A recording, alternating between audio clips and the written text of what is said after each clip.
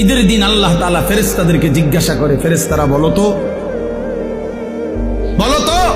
ওই ব্যক্তির প্রতিদান কি হইতে পারে যে তার পরিশ্রম, তার হুকুম, তার মনিবের আদেশ পূর্ণ আদায় করছে, যেই কর্মচারী তার কর্ম ঠিক মতো 100 পালন করছে, তো এখন তার বিনিময় কি হইতে পারে?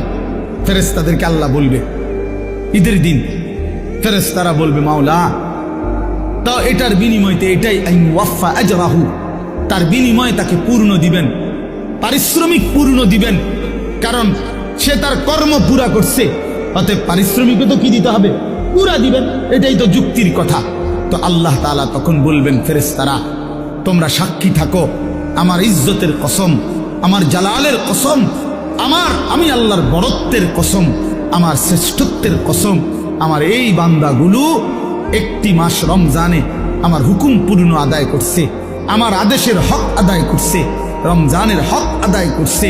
আজকে আমি আল্লাহ ঈদের দিনে ঘোষণা দিলাম তোমাদের সামনে, কাদ গাফারতু লাকুম, আমি আল্লাহ আমার এই বান্দাদেরকে মাফ করে দিলাম।